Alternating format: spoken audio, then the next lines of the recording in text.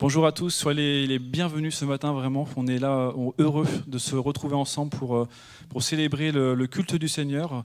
Bien sûr, c'est à distance, mais c'est la même joie, c'est le même bonheur de pouvoir louer le Seigneur, de pouvoir le célébrer. Et on est là pour l'adorer de tout notre cœur. Alors vraiment, prenez toute la place ce matin au travers de ce temps de louange. Sentez-vous à l'aise vraiment ce matin de louer le Seigneur, de l'acclamer. Vous êtes chez vous, personne ne vous regarde, vous pouvez être libre vraiment de louer le Seigneur de tout votre cœur. On est là pour lui rendre ce culte parce que le Seigneur nous a aimés le premier et on veut proclamer le nom de Jésus, de nos montagnes et de nos vallées, comme on le cite ce premier chant, de nos campagnes et de nos cités, que le nom de Jésus soit élevé, qu'il soit glorifié, qu'il soit vraiment béni dans nos cœurs. De nos montagnes et de nos vallées, nous annonçons le roi. Alléluia.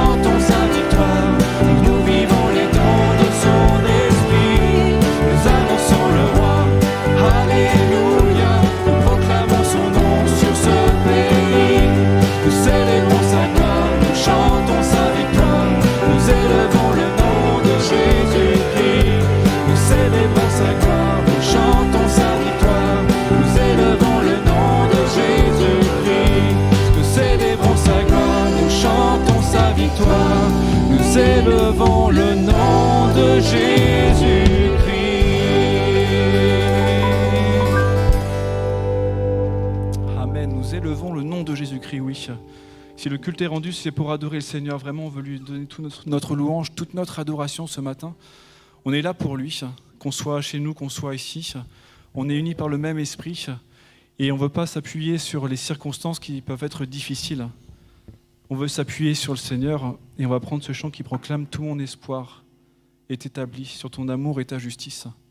Que notre vie, notre amour, notre foi soit établie sur le Seigneur, qu'on puisse s'appuyer vraiment sur lui, ne pas s'appuyer sur nous ou sur les circonstances présentes. Rien ne saurait me détourner de ton amour. Alléluia, Seigneur.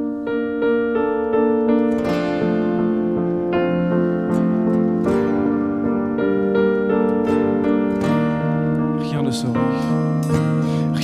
saurait me détourner de ton amour, il durera jamais.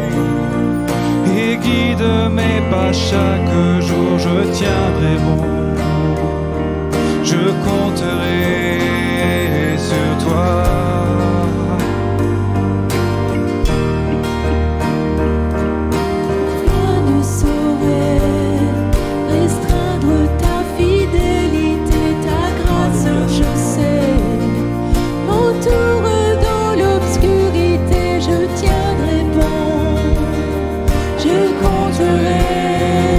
Sur toi.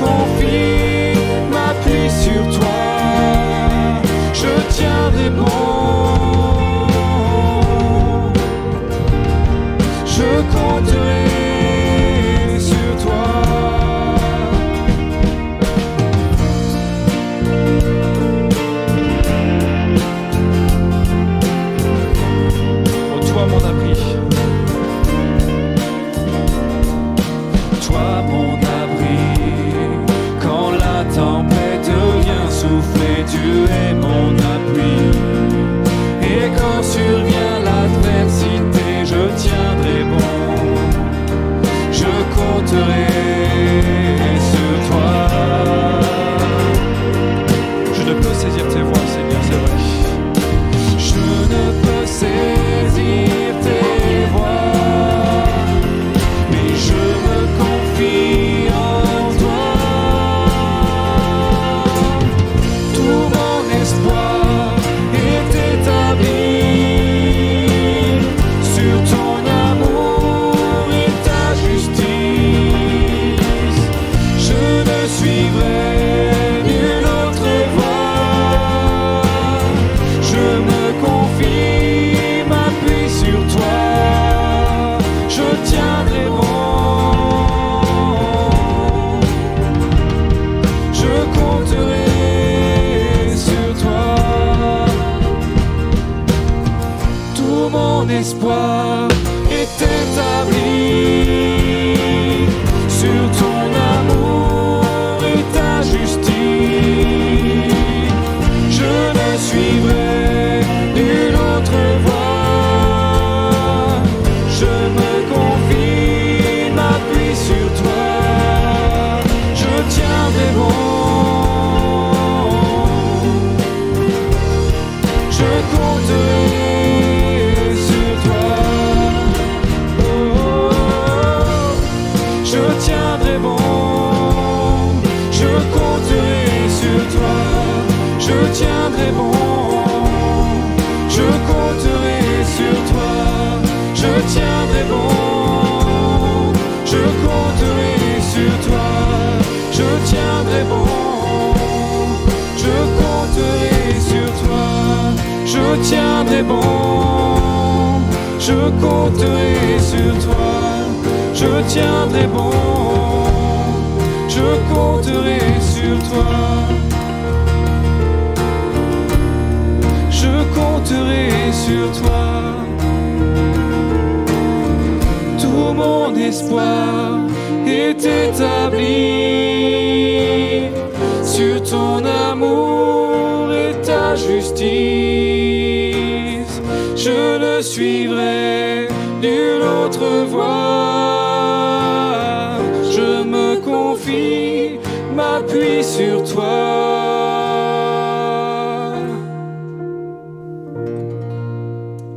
Amen. Je me confie, je m'appuie sur toi, Seigneur. Je sais que c'est toi ma force, toi mon secours, toi ma forteresse, Seigneur. Quelles que soient les circonstances, quels que soient les temps que je traverse, Seigneur, oui. Viens dans mon cœur, viens dans ma vie. On va prendre ce chant qui dit oui. Seigneur, mon cœur désire plus de toi. Que ça puisse être notre prière ce matin, Seigneur, mon cœur désire plus de toi. Mon cœur recherche ta face, qu'on puisse chercher la face du Seigneur dans la louange, dans l'adoration ce matin.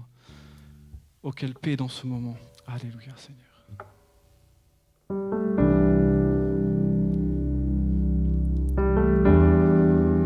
Jésus, viens dans nos vies, Seigneur. Oh, quelle paix dans ce moment. Oh, quelle paix dans ce moment, dans le calme de ta présence, quand le bruit faiblit et tu parles à mon âme. Il n'y a aucune hésitation, fais-moi entendre ta voix, je ne veux rien manquer. Seigneur, mon cœur désire plus de toi, mon cœur recherche ta face, alors je cède à toi. Tout en moi est ému par ton amour, captivé par qui tu es. Conduis-moi à te connaître plus encore. Je veux m'approcher de toi, laisser mes peurs derrière moi. Seigneur, viens toucher ma vie.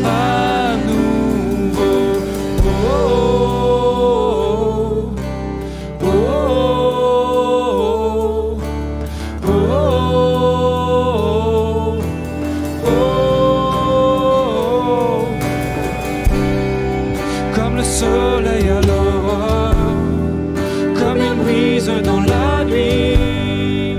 Ta paix me restaure, tu me donnes la vie.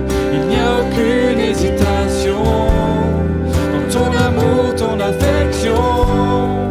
Rien n'est comparable, Seigneur. Seigneur, mon cœur désire plus de toi.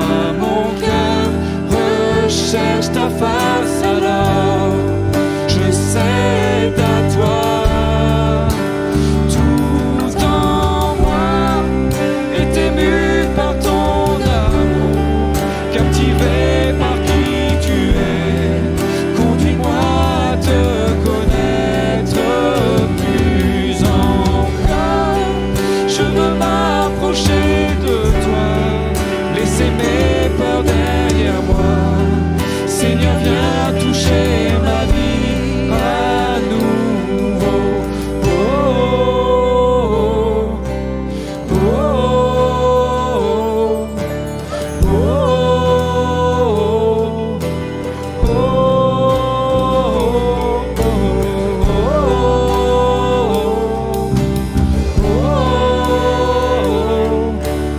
oh,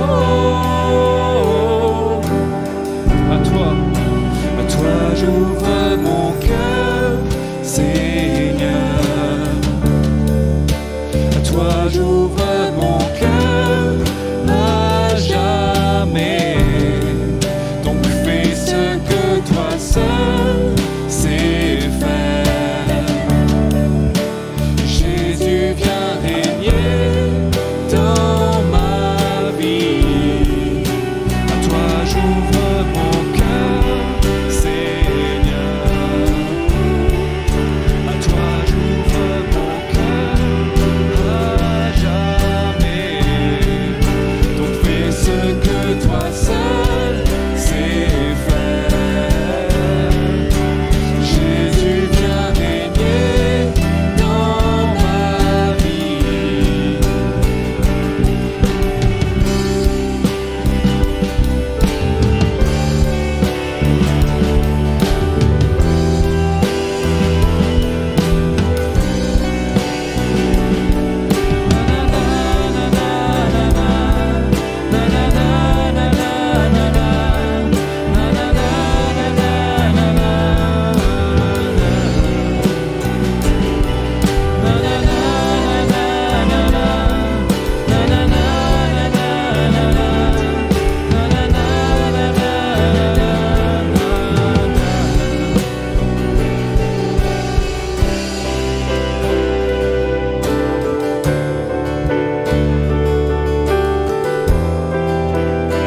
Oh, tout en moi, Seigneur.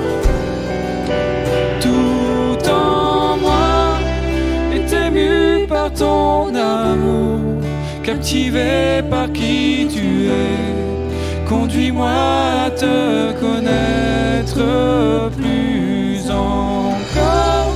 Je veux m'approcher de toi, laisser mes peurs derrière moi. Seigneur, viens toucher ma vie à nouveau.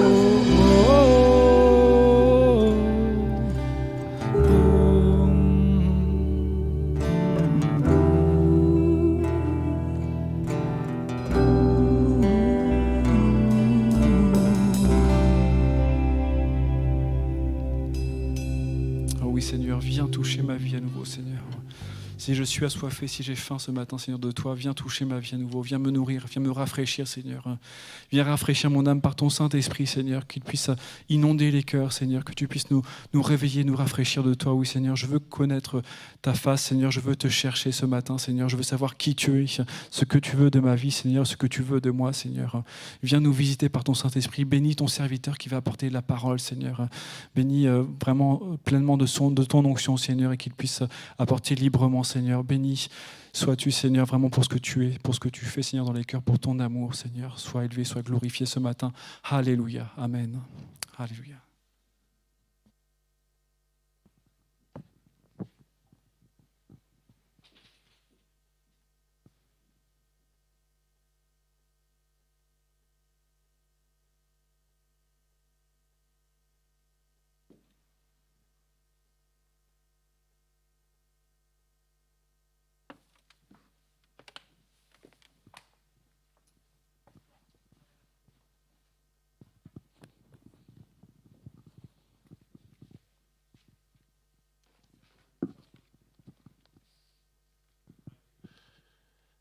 C'est un véritable bonheur que de pouvoir ouvrir la parole de Dieu après ce temps merveilleux que nous venons de passer à chanter des chants qui touchent notre cœur. Et je suis persuadé que vous qui avez déjà avec nous loué le Seigneur ce matin, Dieu a commencé une œuvre. Le Seigneur vous a rempli. Le Seigneur vous a certainement déjà encouragé. Et je veux croire que ce matin encore, il veut contribuer à vous rendre plus fort sur le plan spirituel, à vous aider peut-être à passer une épreuve en comptant sur lui, en vous appuyant sur ses ressources à lui. Et nous le bénissons pour sa présence dans notre vie, qui donne toute la saveur à notre existence. Le bonheur pour nous ici-bas sur la terre, c'est de connaître Dieu tel qu'il est véritablement. C'est de pouvoir nous attacher fortement à la personne de notre Seigneur Jésus-Christ et de chercher constamment à être remplis du Saint-Esprit. Je vous invite à ouvrir avec moi la parole de notre Dieu. Nous allons faire quelques lectures d'introduction. La première se trouve dans le psaume 77. Nous allons lire les versets 3 jusqu'au verset 4. Le psaume 77, à partir du verset 3. Il est écrit ceci. « Au jour de ma détresse, je cherche le Seigneur. La nuit, mes mains sont étendues sans se lasser. Mon âme refuse toute consolation. Je me souviens de Dieu et je gémis. Je médite et mon esprit est abattu. » Pause. Gardons ce texte en mémoire. Cet homme qui lui-même peut dire qu'il connaît la détresse et pas du jour de sa détresse, mais aussi avec quelque chose de très important qu'il fait, il dit « Je cherche le Seigneur ». On va lire deux autres passages bibliques dans 2 Corinthiens au chapitre 1er, du verset 3 jusqu'au verset 7. L'apôtre Paul s'adresse à ces chrétiens de Corinthe et à nous aujourd'hui, parce que Dieu ne change pas et sa parole reste d'actualité pour nos vies, pour nos cœurs. Et l'homme de Dieu peut dire ceci à partir du verset 3e. « Béni soit Dieu, le Père de notre Seigneur Jésus-Christ, le Père des miséricordes et le Dieu de toute consolation, qui nous console dans toutes nos afflictions, afin que, par la consolation dont nous sommes l'objet de la part de Dieu, nous puissions consoler ceux qui se trouvent dans quelque affliction. Car, de même que les souffrances de Christ abondent en nous, de même notre consolation abonde par Christ. Si nous sommes affligés, c'est pour votre consolation et pour votre salut. Si nous sommes consolés, c'est pour votre consolation qui se réalise par la patience à supporter les mêmes souffrances que nous endurons. Et notre espérance à votre égard est ferme, parce que nous savons que si vous avez part aux souffrances, vous avez part aussi à la consolation. On va lire un dernier passage d'introduction dans 2 Thessaloniciens au chapitre 2, du verset 15 jusqu'au verset 17. L'apôtre Paul s'adresse à une autre assemblée avec ces termes. « Ainsi donc, frères, demeurez fermes et retenez les instructions que vous avez reçues, soit par notre parole, soit par notre lettre, que le Seigneur Jésus-Christ lui-même et Dieu notre Père, qui nous a aimés et qui nous a donné par sa grâce une consolation éternelle et une bonne espérance, console vos cœurs et vous affermisse en toute bonne œuvre et en toute bonne parole. » Vous aurez constaté comme moi qu'il y a une récurrence dans les textes qui ont été cités, les notions de consolation, l'important d'être consolé, et pourquoi pas devenir aussi à notre tour des instruments pour pouvoir propager la consolation autour de nous. On peut dire en toute vérité que quelle que soit la période de l'histoire de l'humanité, le besoin d'être consolé, d'être réconforté, est un besoin universellement partagé. La souffrance n'est pas datée d'aujourd'hui seulement, mais depuis des siècles et des siècles, les hommes ici-bas sur la terre ont pu expérimenter des épisodes dans leur vie de grande souffrance. La peine traversée, la souffrance du moment, l'affliction que l'on peut connaître réclame évidemment de notre part du soulagement, un apaisement, un soutien. Je suis d'accord avec vous que nous vivons une période assez particulière, une période difficile, avec ses crises multiformes, mais aussi avec un sentiment généralisé d'insécurité, d'incertitude par rapport à nos vies personnelles, mais aussi par rapport à l'avenir. Cette période particulière accentue le besoin d'être consolé, le besoin d'être rassuré, le besoin d'être réconforté, quelle que soit notre position et quelles que soient les apparences que nous pouvons avoir. Dieu voit au-delà des apparences. Et il voit les êtres humains qui, pour plusieurs d'entre eux, vivent dans des périodes difficiles et ont besoin d'une intervention du Seigneur, ont besoin d'être rassurés, ont besoin d'être fortifiés, ont besoin d'être encouragés. Ce besoin est ressenti partout. C'est vrai que la vague que nous traversons en ce moment dans le pays et dans le monde de façon générale, mais je voulais parler de la France, puisque nous sommes dans ce beau pays, qui connaît une vague assez particulière par rapport à cette crise du coronavirus, de la Covid-19. La vague est de plus en plus en train de pouvoir remuer beaucoup de choses, bouleverser beaucoup de repères aussi. Nous sommes comme dans une mer qui est comme démontée, avec des vents qui sont contraires, des vents que nous prenons parfois en pleine face, ici-bas. Et cela concerne beaucoup de familles, dont plusieurs déjà, hélas, ont déjà été endeuillées par rapport à cette période particulière, par rapport à cette maladie. Des milliers et des milliers de personnes ont pleuré et pleurent leur mort dans notre pays, dans les familles, dans les hôpitaux, dans la jeunesse, dans l'âge avancé, dans les EHPAD, mais aussi dans tous les aspects de notre société, où il y a quantité de détresse, non pas uniquement à cause de la maladie qui frappe actuellement de cette pandémie, mais aussi tout simplement parce que nous sommes encore sur Terre, dans ces vagues de larmes que parfois nous devons traverser, et la détresse peut se trouver semée partout, que ce soit des détresses d'ordre physique, que ce soit des détresses d'ordre moral, spirituel, matériel, affective, et tant d'autres souffrances que nous pouvons endurer en marchant sur cette terre des hommes. Dans la Bible, Dieu nous est révélé comme étant un Dieu qui se préoccupe de la consolation des êtres humains, en général, mais aussi et surtout de ceux qui choisissent de croire en lui, de le chercher au jour de leur détresse et de compter ainsi sur le secours de notre Dieu. Le prophète Ésaïe, en son temps déjà, des siècles auparavant, pouvait dire ceci: « Consolez, consolez mon peuple ». On le trouve dans Ésaïe, chapitre 40, verset 1er. Mais on verra ensemble dans la méditation de ce matin que Dieu n'est pas le seul agent consolateur. C'est vrai que sa consolation est parfaite, elle est complète. Mais Dieu peut servir aussi des hommes et des femmes qui peuvent devenir entre ses mains des instruments de consolation, qui véhiculent autour d'eux la consolation, le réconfort. Bien sûr, nous restons libres de pouvoir nous laisser employer par Dieu. Nous restons aussi d'ailleurs libres de pouvoir accepter ou de pouvoir refuser la consolation, qu'elle soit divine ou qu'elle soit d'essence humaine, alors que nous passons par un moment d'épreuve. Nous avons un choix qui peut être un choix qui peut changer notre destinée aussi.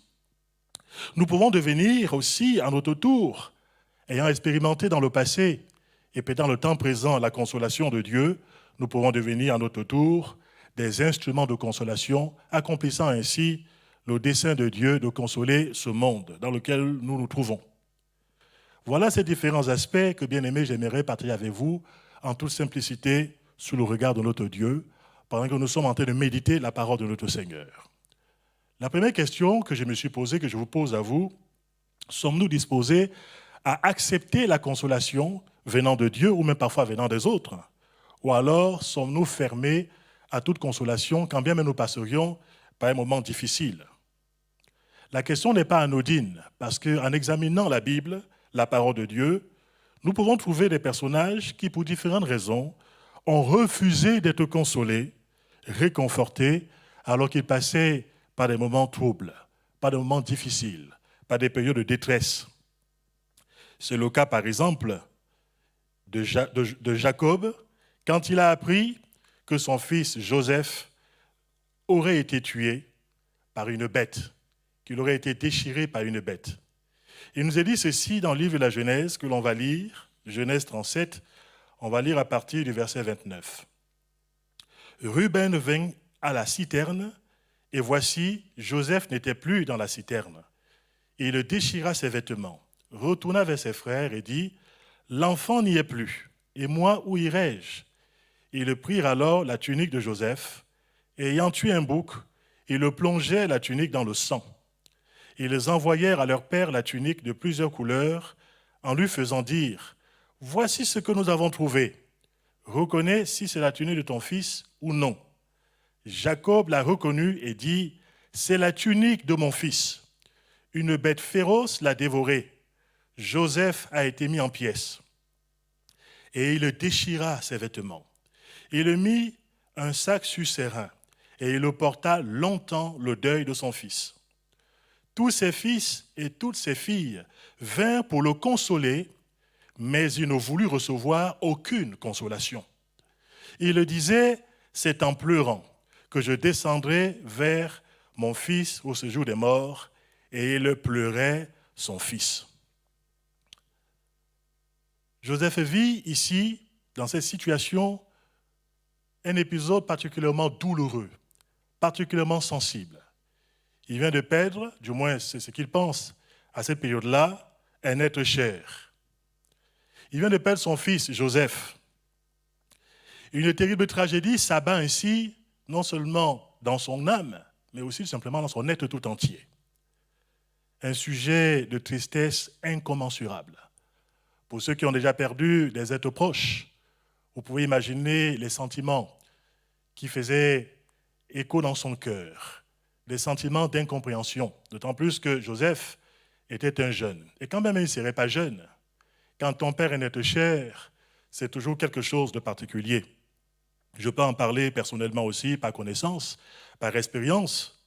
Quand j'ai eu le malheur de perdre mon père, quand je n'avais que 18 ans, ça a été une épreuve particulièrement redoutable par rapport à mon âme. Ça a été très difficile à vivre par rapport à ce jeune homme que j'étais à cette époque-là. Je me suis posé de très nombreuses questions. Je me suis interrogé, même par rapport à l'amour de Dieu. Je me suis posé des questions par rapport à ce Dieu dont on parle, et bien qui est capable de s'occuper des êtres humains. Je me suis dit, si Dieu est si grand et s'il est amour, pourquoi n'a-t-il pas empêché la mort de mon père? Mon père n'avait que 56 ans à cette époque quand il est décédé. J'ai mis, je le dis devant Dieu, et c'est vrai, de très longues années à pouvoir faire le deuil par rapport à mon père. Je peux comprendre que ce soit quelque chose de particulièrement redoutable, de particulièrement difficile. Des questions se posent, la souffrance elle est là, les interrogations sont nombreuses, et il nous est dit ici que par rapport à Jacob, pour revenir à lui, il a refusé toute consolation. Ça a été pour moi une période où je me suis littéralement révolté contre Dieu. C'est mon témoignage personnel. Ce n'est pas une bonne attitude à avoir quand on souffre, mais ça a été ma propre vie, ça a été mon propre témoignage. Je me suis révolté contre Dieu. Et je me suis dit, si Dieu existe à ce moment-là, je le combattrai de toutes mes forces. On peut voir jusqu'où la souffrance peut amener un être humain. Et par rapport à Jacob ici, il nous est dit qu'alors que ses fils et ses autres filles viennent vers lui pour le consoler, Jacob va refuser toute consolation. La pandémie que nous vivons actuellement a semé de très nombreux morts dans notre pays et partout dans le monde. Je suis persuadé que d'abondantes larmes ont été versées et sont versées dans les familles. Il y a aussi tout ce contexte anxiogène que nous vivons. Beaucoup de gens ont le cœur parfois désemparé, parfois l'esprit qui peut être abattu, le cœur peut être brisé, et beaucoup de larmes secrètes parfois sont versées, y compris celles que, évidemment, on a du mal à pouvoir percevoir. Il y a même parfois des personnes qui, traumatisées par un malheur, se laissent littéralement aller à la souffrance et parfois se laissent même mourir suite à une lourde épreuve qu'ils ont pu connaître. D'autres, parfois, s'isolent et se referment sur elles-mêmes. Et parfois, il y a des drames secrets qui sont là, même si à l'extérieur, on veut faire bonne figure pour ne pas susciter l'apitoiement des autres, et que parfois, avec une formule lapidaire, on peut dire aux autres que tout va bien. Mais Dieu sait ce qui ne va pas, y compris quand nous passons par des drames qui sont des drames secrets. Le Seigneur te connaît. toi qui m'écoutes ce matin là où tu te trouves. Je ne veux pas dire que tous ceux qui sont en train de m'écouter ce matin passent tous par des épisodes de souffrance, mais il se pourrait que parmi les auditeurs de ce matin, il y en ait qui disent « je vis un drame secret, je vis une tragédie personnelle, je connais un deuil personnel, peut-être qu'il n'est pas la perte nette physique, mais je connais une souffrance réelle au plus profond de mon âme. » Ce que je voudrais vous dire, c'est que Dieu non seulement connaît votre douleur, il connaît votre souffrance, mais qu'il est capable non seulement de compatir, mais qu'il aimerait vous apporter à une délivrance, qu'il aimerait vous apporter la vraie consolation que lui seul est capable d'apporter au cœur humain. Jacob, quant à lui, a refusé toute consolation. On va voir qu'il n'est pas le seul dans la Bible.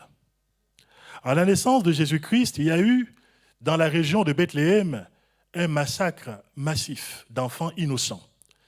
Il n'y a rien de plus dramatique que la mort des enfants. Il nous a dit que les enfants innocents ont été massacrés. Et ce massacre a été orchestré par un roi méchant, diabolique, nommé Hérode. Cet événement tragique avait été annoncé prophétiquement par Jérémie des siècles auparavant. Et quand l'évangéliste Matthieu va nous rapporter cet événement, dans le récit des évangiles, il va dire ceci: « On a entendu des cris à Rama, des pleurs et de grandes lamentations. Rachel pleure ses enfants et n'a pas voulu être consolée parce qu'ils ne sont plus. » Matthieu chapitre 2, verset 18. On observe ici, comme dans le cas de Jacob, que Rachel ici, il n'est pas dit qu'elle ne pouvait pas être consolée, mais il nous est précisé qu'elle ne voulut pas être consolée. Elle ne souhaitait pas être consolée, sans doute traumatisée, sans doute accablée par ce massacre de ces innocents. Rachel voulait rester ainsi dans sa souffrance, dans son deuil. Il y a ici un refus manifeste de pouvoir sortir de cette épreuve difficile et terrible. Un refus de pouvoir faire le deuil par rapport à une perte déchirante. Moi, j'ai connu des personnes qui ont connu ce genre de destin par rapport à la perte d'un être cher, qui, des années après, sans que nous puissions porter le moindre jugement par rapport à leur douleur, sont restés des personnes inconsolables. Je ne sais même pas si, au fond, on peut littéralement oublier ce qui nous est arrivé, oublier la peine qu'on a pu endurer, mais c'est une chose, c'est que Dieu, avec sa grâce, est capable au moins de pouvoir atténuer la peine, il est capable de pouvoir apaiser le cœur, il est capable de mettre le baume sur le cœur qui est blessé, sur le cœur qui est découragé, sur le cœur qui est abattu. Ici, Rachel, comme Jacob, refuse de faire le deuil. Rachel, comme Jacob, refuse de pouvoir passer à autre chose. Elle préfère rester cantonnée dans son deuil, repliée sur elle-même et dans sa souffrance. Loin de nous de pouvoir poser un jugement négatif par rapport à cela. Tout simplement, je pense qu'il y a une accentuation terrible de sa souffrance aussi, et qu'en refusant d'être consolée, elle aggrave encore sa propre situation. Ça a été aussi le cas d'Asaph, que j'ai cité dans le psaume 77. Il va parler du jour de sa détresse. Lui, c'était un contexte aussi très différent, un contexte social qui était complètement bouleversé à cette époque. L'envahissement de son pays par des armées étrangères, une souffrance, le temple avait été saccagé, il y avait des choses qui étaient incompréhensibles, dont il était le témoin. Et quelque part, sa vie est ainsi mise en suspens. Même sa foi en Dieu chancelle. On voit les psaumes qu'il a écrits en suivant. Et dans le psaume 77e, il va dire ceci: « Au jour de ma détresse, je cherche le Seigneur. » Il cherche l'approche de Dieu, il ne comprend pas ce qui arrive à son peuple et ce qui lui arrive aussi par conséquent. Cet homme connaît des nuits d'insomnie. Il va le dire clairement. Il va dire, la nuit, mes mains sont étendues sans se lasser. Mais là, ici, il va prononcer une parole très forte. Mon âme refuse toute consolation. Mon âme refuse toute consolation. Asaph, ici, refuse toute consolation, qu'elle soit d'origine divine ou qu'elle soit d'origine humaine. Quand on regarde les autres versets qui vont suivre dans le psaume 77, il nous a dit qu'il va se faire des réflexions au-dedans de son cœur. Il va réfléchir sur ce qui arrive. Et il va arriver à une conclusion erronée, qui est celle-ci.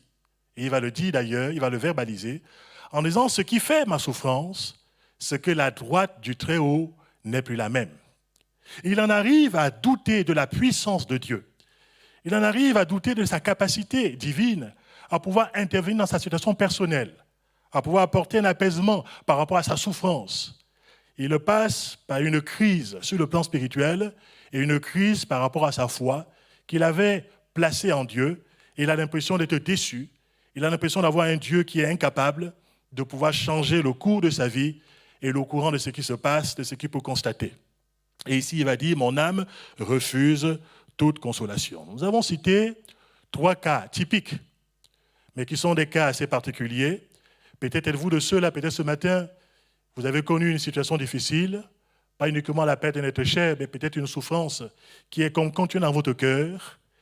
Et malgré peut-être votre entourage, malgré ceux qui essaient de vous aider, malgré peut-être la connaissance que vous avez par rapport à Dieu, vous avez l'impression que votre âme refuse toute consolation.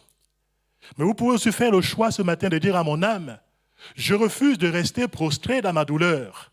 Je choisis d'être visité par le Saint-Esprit. Je choisis de laisser la parole de Dieu s'enraciner dans mon cœur. Je choisis de m'en sortir par rapport à ces situations personnelles. Je vais laisser Dieu me consoler. Et même si ce sont des êtres humains pour m'apporter une parole de réconfort, je veux accepter le secours d'où qu'il vienne. Mes frères et mes sœurs, mes amis qui m'écoutez ce matin, il est important que nous puissions noter que la consolation, quand nous l'acceptons, ce n'est pas synonyme d'amnésie de ce qui nous est arrivé. Ce n'est pas synonyme d'oubli de ce que l'on a perdu.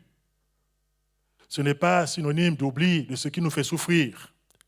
La consolation n'est pas un reniement. La consolation n'est pas une trahison. La consolation n'est pas un déni de la réalité vécue. La consolation reçue avec simplicité de cœur peut être une porte ouverte pour une bénédiction. Ça peut être un baume qui est répandu sur notre cœur qui est meurtri. Ça peut être une délivrance aussi de la part du Seigneur. Ça peut être aussi le chemin d'un nouveau départ. On reprend des forces, on envisage la vie autrement. C'est une grâce, en tout cas, qu'il est préférable d'accepter avec simplicité dans la foi, dans le but de pouvoir aller de l'avant, dans le but de pouvoir continuer sa vie, malgré tout. Et malgré tout ce qu'on a pu constater, malgré tout ce qui nous est arrivé, malgré nos réflexions, vouloir triompher de ces choses, en voulant avancer, malgré tout, et ne pas s'arrêter par rapport à notre malheur, mais vouloir continuer le chemin de la vie avec notre Dieu.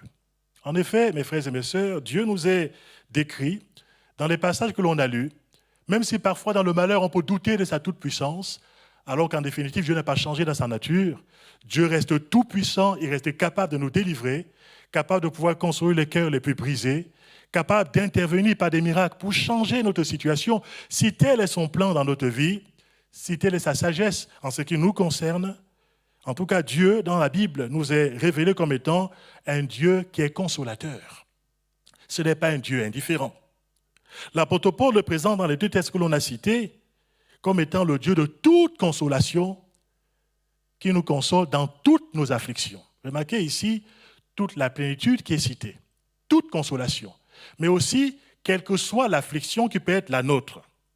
Dieu est celui qui nous console dans toutes nos afflictions.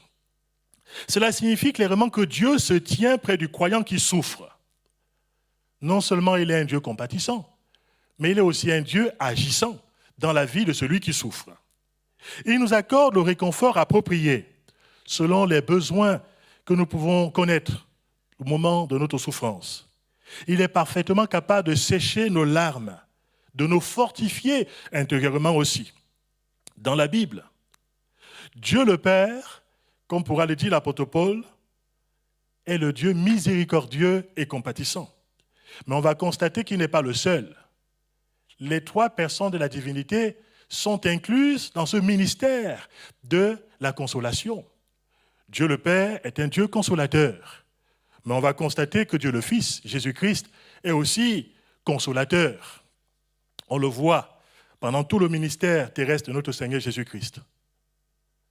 Quand Ésaïe a pu dire, dans Ésaïe 40, « Consolez, consolez mon peuple », quand on regarde les versets qui vont suivre, il va annoncer une bonne nouvelle d'un berger qui va venir, qui prendra des brebis dans ses mains, qui va les paître, qui va s'occuper de ces brebis qui sont dans la souffrance.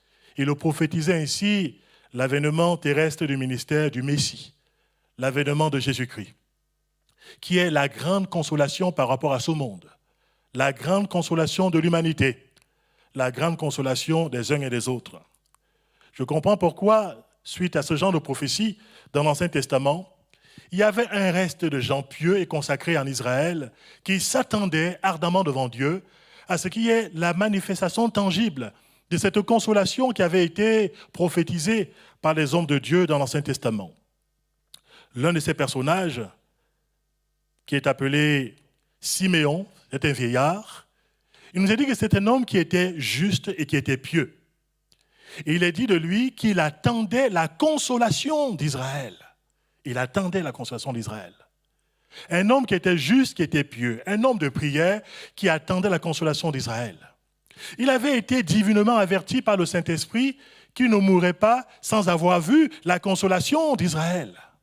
Et autant marqué par Dieu, cet homme a été averti par le Saint-Esprit, il s'est rendu dans le temple et de façon assez conduite par le Saint-Esprit, là, qu'est-ce qu'il va découvrir? Il va découvrir un couple très particulier, Joseph et Marie, qui viennent de présenter la personne de Jésus-Christ alors qu'il n'a que 8 jours. Et là, Siméon, il nous est dit, c'est la relation qu'il nous a apportée dans l'Évangile selon Luc, du verset 25 au verset 32. Siméon va prendre dans ses bras le petit enfant Jésus. Et il va dire maintenant à Dieu, Seigneur, tu peux laisser aller ton serviteur en paix, car mes yeux ont vu ton salut. Salut que tu as préparé devant toutes les nations, espoir de tout le monde et gloire d'Israël, ton peuple. Il peut s'en aller en paix parce qu'il a vu de ses propres yeux la consolation de Dieu dans une personne, la personne de notre Seigneur Jésus-Christ. Le consolateur par excellence, celui qui est venu apporter le salut, eh bien aux êtres humains, mais aussi toutes les grâces qui sont incluses dans le salut qu'il est venu manifester au travers de sa personne. Dès le début du ministère de notre Seigneur Jésus, dans l'enseignement qu'il va apporter dans ce qu'on a appelé le sermon sur la montagne, la deuxième béatitude nous dit ceci, « Heureux les affligés, car ils seront consolés. » Le Seigneur ne veut pas dire que ceux qui sont affligés sont heureux, mais il veut dire par là que ceux qui sont affligés peuvent être sûrs qu'ils seront consolés parce que le Seigneur sera capable de pouvoir les consoler dans leurs afflictions. Et on le voit tout au long du ministère de notre Seigneur Jésus-Christ. Mais je pourrais vous dire qu'avant toute chose, le salut de notre âme, qui est la chose la plus importante aux yeux de Dieu, c'est la consolation parfaite dont on a vraiment besoin ici-bas sur terre. Avoir la certitude que nos péchés sont pardonnés. Avec l'assurance que nous sommes en paix avec Dieu. Savoir où nous passerons notre éternité. En plaçant notre confiance dans la personne de Jésus-Christ, le Sauveur de ce monde, qui n'est pas venu pour nous juger, qui n'est pas venu pour nous rejeter, mais qui est venu pour chercher et sauver ceux qui sont perdus, ceux qui sont fatigués, ceux qui sont angoissés, ceux qui sont chargés par des problèmes, ceux qui souffrent dans leur cœur. Il est venu pour guérir ceux qui ont le cœur brisé, mais il est venu pour apporter le salut de l'être humain, un salut complet. L'esprit, l'âme et le corps. C'est tellement important de pouvoir placer sa confiance dans la personne de notre Seigneur Jésus-Christ. Le Saint-Esprit, lui aussi, est désigné comme étant le consolateur. Jésus-Christ l'a dit au moment où il devait partir auprès de Dieu. Il va réunir ses disciples dans le cénacle, la chambre haute. Il va les enseigner. Il va leur dire que votre cœur ne se trouble point. Croyez en Dieu et croyez en moi. Et par la suite, il leur fera la promesse du consolateur qui va venir. Le Paraklétos, l'autre lui-même, le consolateur béni qui va venir pour poursuivre l'œuvre qu'il a déjà accomplie auprès de ses disciples. Le Saint-Esprit est appelé le consolateur. Cela signifie qu'il se tient à côté des croyants. Il se tient pour leur défense. Il se tient en tant que leur avocat. Il se tient pour pouvoir leur apporter l'assistance, l'aide dont ils ont besoin. Il se tient pour pouvoir remplir leur cœur de la consolation divine. Voilà pourquoi, pour ceux qui reçoivent Jésus dans leur cœur, le Saint-Esprit vient habiter en nous. Il n'est pas uniquement à nos côtés, mais il vit désormais dans notre cœur, répandant dans le cœur de l'enfant de Dieu, qui le laisse ainsi agir la consolation divine. Combien nous pouvons remercier le Seigneur, le Père, le Fils et le Saint-Esprit, de ce que ces trois personnes de la triunité sont engagées dans ce ministère de la réconciliation et dans ce ministère de la consolation qui est à la portée de chacun d'entre nous. Mes frères et mes sœurs, mes amis, j'aimerais que nous ne puissions pas rester avec le cœur qui est troublé, avec les pensées qui s'agitent en foule dans notre cœur, mais qu'avec la grâce du Seigneur, nous puissions laisser ce ministère s'exercer à notre égard. Le Seigneur nous tend la main. Il veut nous aider à nous en sortir. Il veut nous restaurer. Il veut nous fortifier de l'intérieur. Il veut nous bénir au-delà même de nos prévisions. Et quelle que soit la nature de notre épreuve, qu'elle soit une souffrance physique, qu'elle soit une séparation, qu'elle soit un échec, que ce soit un isolement, que ce soit l'anxiété, quelle que soit notre épreuve du moment, la provision de la grâce de Dieu en ce qui nous concerne, non seulement elle est suffisante, mais elle est aussi bien adaptée par rapport à notre besoin. Et cela, un des psalmistes va en faire l'expérience, puisqu'il va écrire dans le psaume 94, du verset 16 au verset 18, et c'est une belle expérience qu'il va faire. Il va dire ceci: « Si l'Éternel n'était pas mon secours, mon âme serait bien vite dans la demeure du silence. Quand je dis, mon pied chancelle, ta bonté, ô Éternel, me sert d'appui. Quand les pensées s'agitent en foule au-dedans de moi, tes consolations réjouissent mon âme. » Ça peut arriver que quand on est dans un moment difficile, des pensées s'agitent en foule dans notre âme. Il se pourrait que ce soit ton cas ce matin, et que dans ta situation du moment, par rapport à tes propres analyses, par rapport à tes émotions du moment, il y a toutes sortes de pensées qui s'agitent en toi. Je ne voulais pas dire une tempête dans un crâne, pour reprendre l'expression du poète, mais une réalité où le cœur est agité, où le cœur est troublé, où les pensées sont là en foule et elles s'agitent. Est-ce que ce sont pour vous des pensées de découragement? Est-ce que c'est pour vous des pensées d'abattement? Est-ce que ce sont des pensées de révolte par rapport à Dieu? Des pensées d'amertume, comme ça a été mon cas à cette époque. J'ai cité mon témoignage. Est-ce que ce sont des pensées d'anxiété, des pensées finalement de peur, qui quelque part étreignent notre âme et la ballottent ainsi? Peut-être même nous empêchant de pouvoir dormir pendant la nuit, de pouvoir rester avec un cœur qui n'est pas consolé, avec un cœur qui est agité. Dieu seul, mes frères et mes sœurs, est vraiment capable, de par son intervention dans notre vie, de pouvoir donner à celui qui est abattu un vêtement de louange au lieu d'un esprit abattu. C'est une promesse du prophète Ésaïe et c'est des choses qui ont été vérifiées. Un diadème au lieu d'un vêtement de deuil. Il n'y a que Dieu qui soit capable de pouvoir opérer de telles transformations par rapport à notre existence, de telles transformations dans notre propre cœur aussi. Il est capable de changer le désert par lequel nous passons en un lieu plein de sources.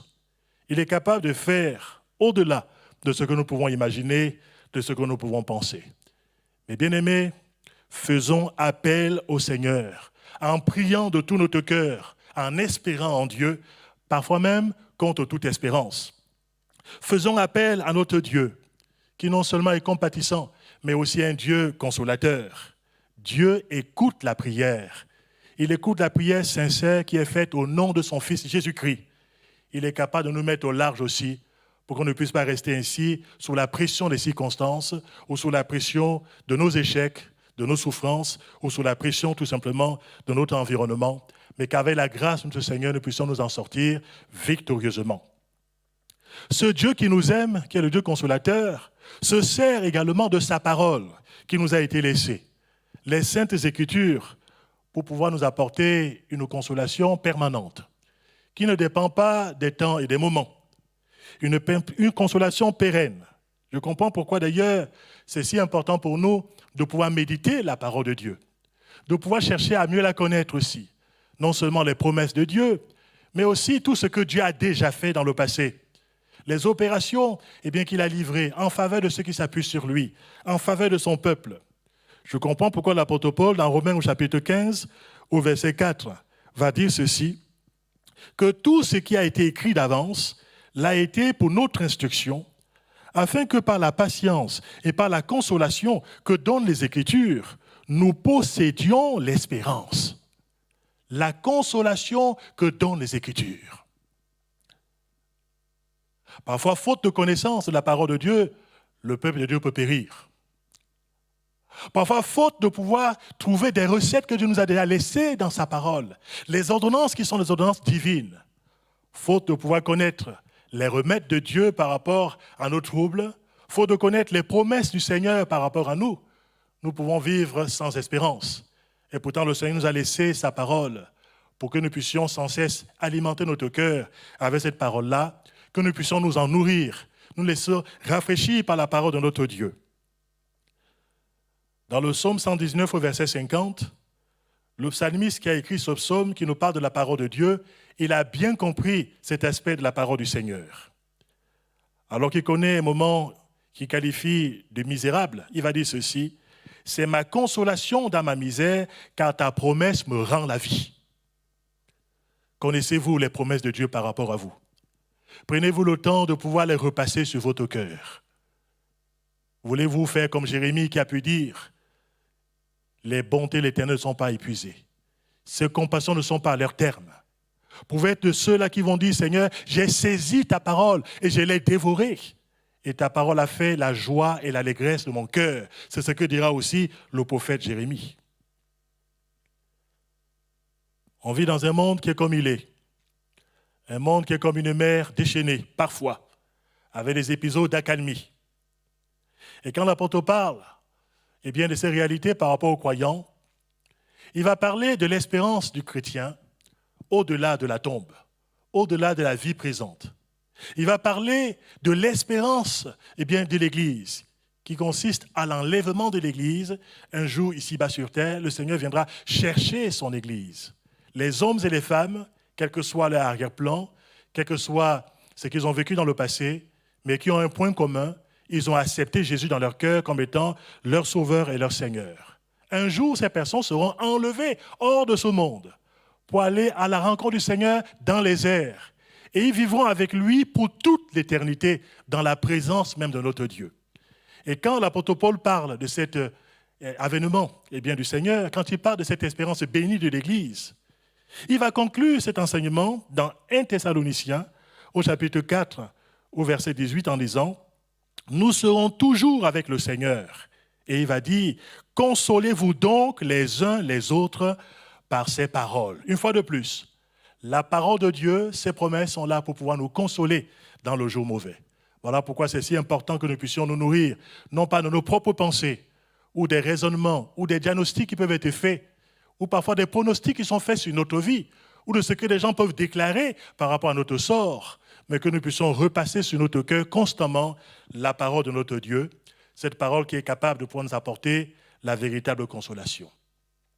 Et une fois que l'on a été consolé, une fois que l'on a expérimenté soi-même la consolation de Dieu, le Seigneur désire que nous puissions devenir à notre tour des sujets de consolation pour les autres.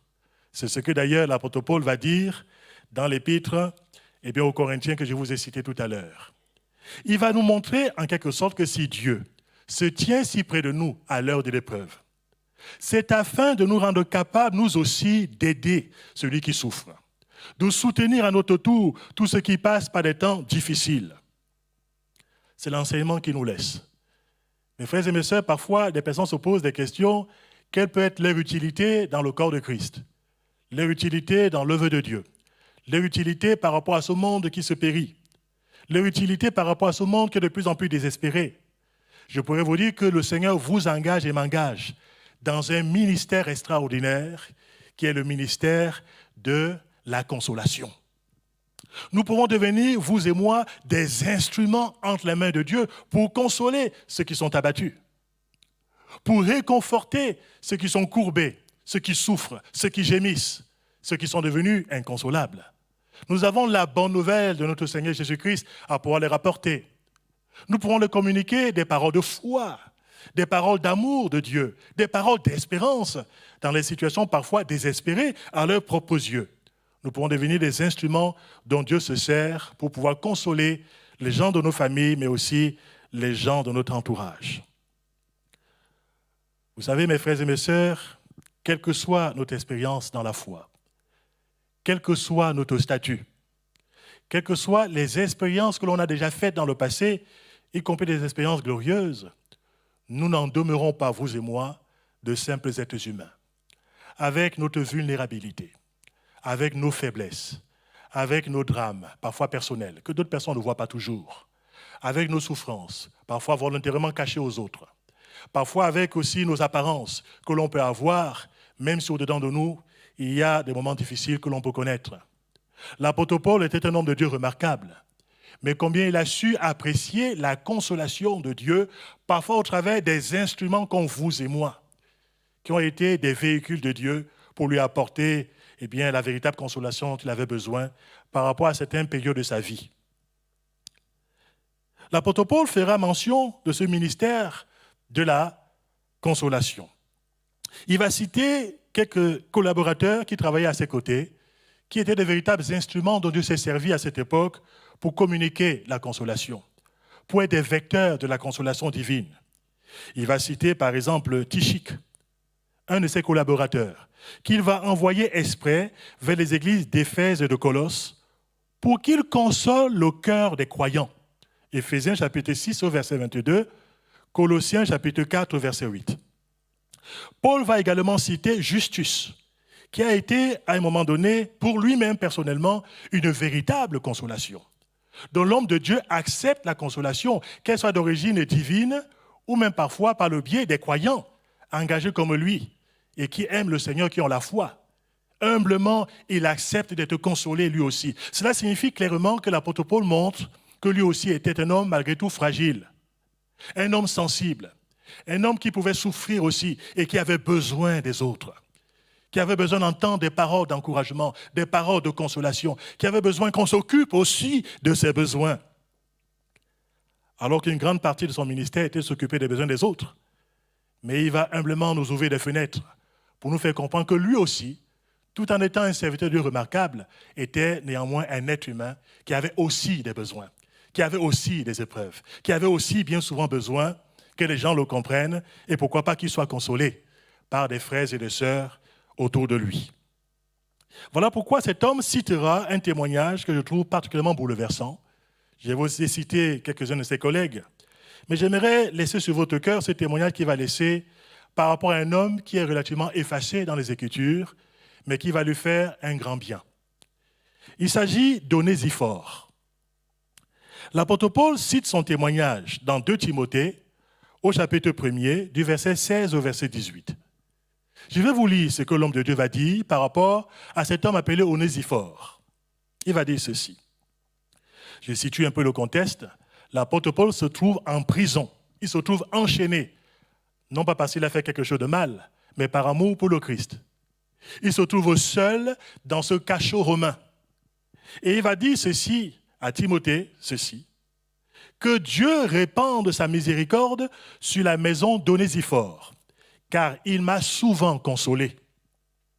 Et il n'a pas eu honte de mes chaînes. Au contraire, lorsqu'il est venu à Rome, il m'a cherché avec beaucoup d'empressement et il m'a trouvé. Que le Seigneur lui donne d'obtenir miséricorde auprès du Seigneur en ce jour-là. Tu sais mieux que personne combien de services il m'a rendu à Éphèse. De vous à moi, Onésiphore n'est pas un personnage que l'on peut considérer comme étant un personnage central dans les Écritures. C'est plutôt un personnage assez discret. Il est cité uniquement dans cette seconde épître de Paul à Timothée. C'est donc un croyant assez ordinaire, monsieur et madame tout le monde dans une église. Un frère et une sœur qui a la foi en Dieu, qui a l'amour du Seigneur, qui est répandu dans son cœur et qui a surtout aussi l'amour de son prochain, quel qu'il soit. Son nom est assez significatif. Le nom Onésiphore signifie « celui qui apporte ce qui est utile », celui qui porte ce qui est profitable. Quelque part, de par son nom, on voit déjà la vocation de ce croyant pourtant effacé, ce croyant discret, ce croyant de l'ombre, mais tellement profitable, tellement utile dans l'œuvre de Dieu. Dans sa prison, Paul a reçu la consolation par la visite d'Onésiphore. Mes frères et mes sœurs, comme je le disais, tout le monde un jour ou l'autre a besoin d'être réconforté, a besoin d'être consolé. L'apôtre Paul fait mention plusieurs fois dans ses épîtres des moments difficiles qu'il a pu connaître. Et même parfois, il pourra dire, j'ai été excessivement accablé au point que je désespérais même de pouvoir conserver la vie. Excessivement accablé. Il parlera d'ailleurs aussi de tous les soucis que lui donnent les églises. Voilà un homme qui savait ce que c'est que l'épreuve et qui a su apprécier à juste titre aussi des périodes où il a été rafraîchi par une consolation venant des personnes qui non seulement comprenaient sa situation, mais pouvaient venir jusqu'à ses côtés. Cet homme a eu la visite d'Onésiphore. Onésiphore n'a pas fait comme beaucoup d'autres personnes qui peut-être se sont contentées d'avoir de bonnes intentions sans jamais rien faire.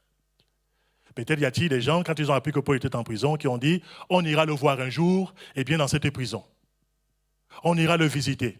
On sera solidaire par rapport à lui. » Vous savez, beaucoup de gens parfois ont toutes sortes d'intentions, mais jamais mises en pratique. De bonnes intentions, jamais mises en pratique, et ça peut parfois créer beaucoup de déceptions, cela va de soi. L'apôtre Paul, justement, parlera des gens qui l'ont abandonné. Mais ici, Onésiphore ne s'est pas contenté d'avoir des intentions par rapport à l'apôtre Paul. Il a fait l'effort de quitter là où il se trouvait, sa zone de confort. Il est parti jusqu'à Rome. Paul n'était pas un prisonnier, et bien qu'on aimait forcément fréquenter, puisqu'il était jeté en prison à cause de sa position sur le plan spirituel. Il était quelque part un sujet d'opprobre par rapport aux autres. Mais on voit ici qu'Onésiphore s'est solidarisé avec l'homme de Dieu. Il a fait des efforts, il a cherché, il a fini par le trouver. Si on cherche vraiment des gens que l'on peut aider, on finira par les trouver. Si on demande à Dieu de nous indiquer par son esprit des personnes qui ont besoin, peut-être qu'on puisse les aider, le Seigneur sera capable. Si on aime vraiment les gens, le Seigneur donnera les moyens de pouvoir les servir d'une manière ou d'une autre. Ma prière, c'est que Dieu élargisse notre cœur. Que vous en pensez? C'est tellement important que nous puissions avoir le discernement sur le plan spirituel au-delà des apparences.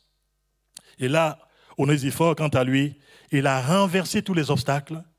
Il a mis de côté ce qui aurait pu le retenir de pouvoir aller jusqu'à l'apôtre Paul, et il s'est rendu dans ce cachot dans lequel se trouvait l'homme de Dieu. Paul, à l'époque, était emprisonné, pour ce que je vous ai dit, par amour pour le Seigneur. Mais je pourrais vous dire qu'il y a toutes sortes de personnes au milieu de nous, et peut-être autour de nous, qui se retrouvent pour différentes raisons dans l'isolement, dans la solitude, parfois même dans les chaînes de toutes sortes. La maladie peut être comme une prison, dont on a du mal à pouvoir sortir. Le grand âge peut être un moment de solitude. La personne qui vit seule peut avoir parfois l'impression d'être enfermée dans ses propres problèmes tout seul, sans secours et parfois sans aide. Il peut aussi y avoir des personnes qui ont besoin de se consoler dans leur propre couple, dans leur famille. Il y a des personnes qui ont besoin de se consoler par rapport à leur lieu de travail, par rapport à leur église, par rapport à leur vie tout court. Ils ont besoin de rencontrer, ou à tout le moins d'entendre, une personne remplie d'amour de Dieu, une personne bienveillante, une personne qui va les réconforter, une personne qui va les consoler selon leurs besoins. Encourager et soutenir ceux qui sont affligés. Quel ministère glorieux, mais quel ministère à la portée de chacun d'entre vous, de chacun d'entre nous. À la portée de chaque enfant de Dieu, à la portée de l'église locale dans cet temps troublé que nous pouvons connaître. Déjà encourager et soutenir au travers de la prière. L'apôtre Paul parfois le faisait. Il le priait pour des gens qui étaient éprouvés. Et il citera aussi d'autres personnes qui priaient pour des personnes. Priez pour les gens quand ils sont dans l'épreuve. Priez pour ceux qui souffrent dans l'église. Venir aux réunions de prière, s'associer aux autres pour combattre le bon combat de la foi et demander à Dieu d'intervenir, de calmer les craintes, de pouvoir chasser les angoisses, de pouvoir délivrer les gens qui sont malades, de pouvoir intervenir dans les situations difficiles. C'est déjà un beau ministère. On contribue ainsi, par notre prière, par notre intercession, à la consolation que Dieu veut répandre par son esprit dans la vie de ceux qui en ont besoin. Mes frères et mes sœurs, actuellement l'Église est dispersée, de nouveau reconfinée. Que dans ce temps de dispersion, de reconfinement, des paroles de réconfort se multiplient de la bouche des enfants de Dieu que vous êtes et que je suis. Nous avons aujourd'hui toutes sortes de moyens de communication. Ça peut être par le téléphone.